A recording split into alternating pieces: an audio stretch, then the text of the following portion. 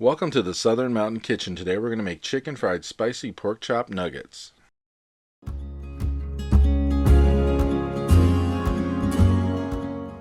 So what you see on my counter is what we're going to use to make this, and there are so many things here that are spices which are really great that season this up, flavor it up and everything.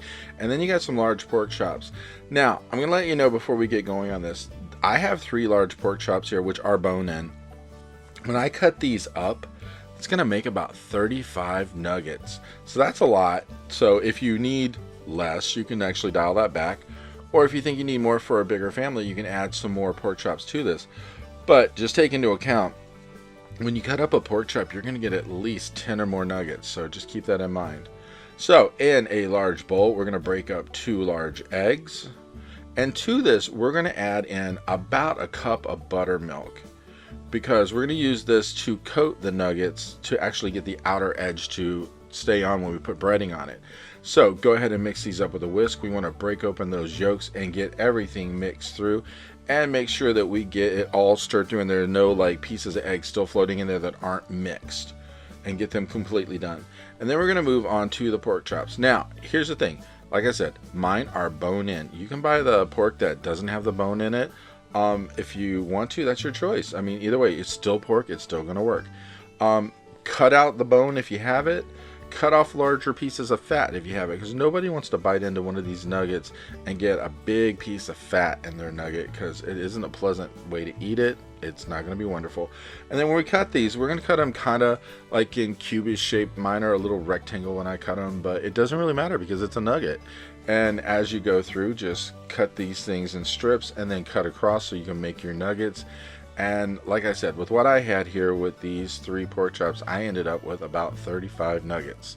And that was a lot, and it was more than I intended to have, but it was actually kind of a welcoming thing, because some of these got put back in the refrigerator and served for lunch the next day or whatever, because they were there. They heat up very well. They actually taste really good once you warm them up. So that was a great thing. So go through, cut your pork into your cube shapes that you want, and make them as large or small as you want. Just make sure you get rid of that fat as you go. And as you're cutting this up, just be kind of mindful of the fact that, you know, you're using a sharp knife. We don't want to cut ourselves. Keep working your way through it until you get all of this done. Now, one thing about this that I found really great is you got the opportunity to make these whatever size you want, which is really cool, because I found that making them a little bigger in shape actually made them a little better to deal with and actually more pleasant to eat, especially when you're going to dip them. Like if I put mine in barbecue sauce, and it was one of those things where, you know, if you had a little bit longer, it's easier to put it in there without getting it all over yourself. So this is a wonderful thing. So keep cutting these up until we get them completely cut through. And as you can see, my pile is actually starting to mount up, but it's going to be wonderful once they're all done, because there's a lot there to have, to eat, to share, whatever you want to do with this. And when I was done, see the cutting board, these are all those nuggets, and then the other side, those are the bones and the fat that were left over. So there's a lot more meat there than bones and fat, and that's a wonderful thing, being you got to pay for these things. So we're going to go ahead and get ready for our next step of this. And the next thing is to put those nuggets into the buttermilk and egg mixture so we can get them coated, because the buttermilk is going to give it a little bit of flavor, but also the fact we want these to get really soaked up, so they're going to actually hold on to the breading that we put on the outside. So get them into your bowl, stir them up, and make sure they're mixed through really well. And then we're going to move on to our next step after this, which is we're going to put some flour on these. Now we have a cup and a half of flour. We're only going to use about half of this in here, and then we're going to spoon over the nuggets into it using a slotted spoon, so we don't bring all of that liquid with. We just want these to be wet. We don't want to bring the whole bowl of mixture with it.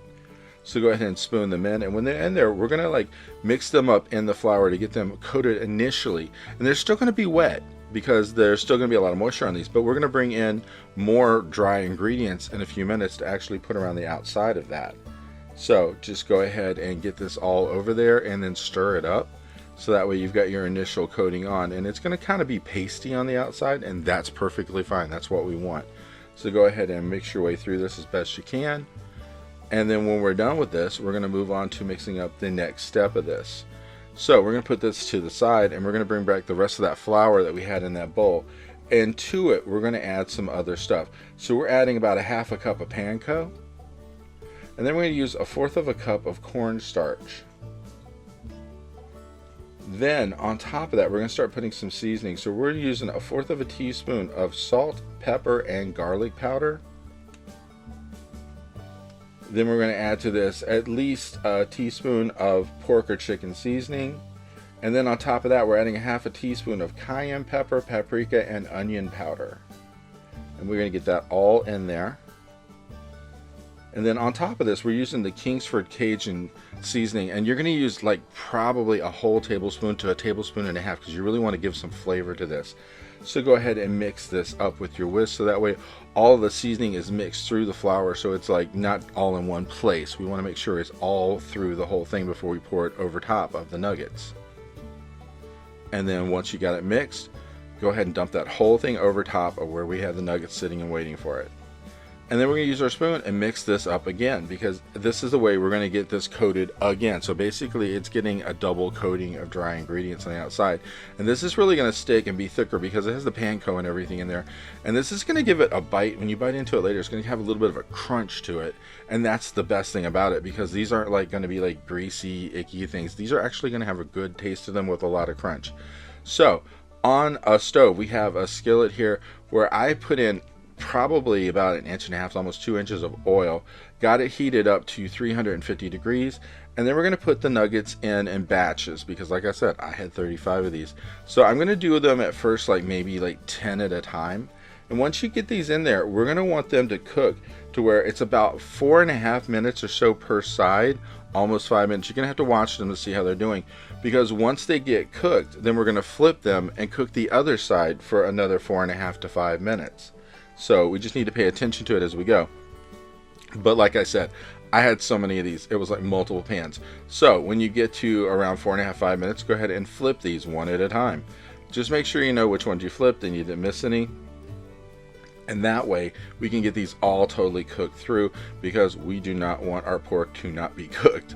So keep doing this, and this is basically what you're going to do until you're done here. You're going to do this a stage at a time. You're going to put them in, cook them 5 minutes, come back, flip them, cook them 5 minutes, then come back and remove them.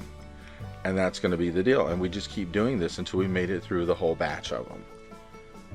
Now, like I said, this is a lot of nuggets. There's 35 of these things probably. So just keep in mind when you're adding more pork to this, what you're coming up with, because you're going to add a lot into it. And when you're getting these out, it helps to have something like this little spoon thing here where actually I can use it and not pull a lot of oil out with it. And that's a wonderful thing, because you don't want to waste your oil as you're going. But just keep going using your same oil. Make sure that the temperature is up before you put your next batch in there, and just keep going. And that's the best thing. So once these are done, if you wanted to add a little more salt or whatever to them, once they first come out and there's still oil on them and they're a little bit hot and like steamy, sizzling, you can add a little salt to them to give them a little perk of flavor. If you really want that, that's your choice. You could even sprinkle more of the Cajun seasoning on top of it to give it a little bit more of a kick, because that way you will have a really kicking, spicy, hot thing. So this is one of those ones where you can control it and decide how hot you want it to be. But as I said, you're going to be doing this for a while if you're doing as much as I did, because you're going to keep flipping these and cooking them until you make your way through as many of the pork nuggets as you had. The best thing about these is they are so worth the effort. When you get to the end of it, they have such a great flavor. And you would think, oh, well, it's not going to taste great, it's pork, whatever. But it really does. And as you can see on my plate, these things look amazing, and they are really a treat for yourself or for your family. I hope you liked this video, and if you did, please like and subscribe. And if you get a chance, check out the Southern Mountain Kitchen website, where you can get a free recipe, check out the cookbooks available from the Southern Mountain Kitchen, and if you'd like to, you could order a cookbook at a discounted price, cheaper than Amazon, with shipping that is also cheaper than Amazon. So if you get a chance, check it out, and I hope you have a great day.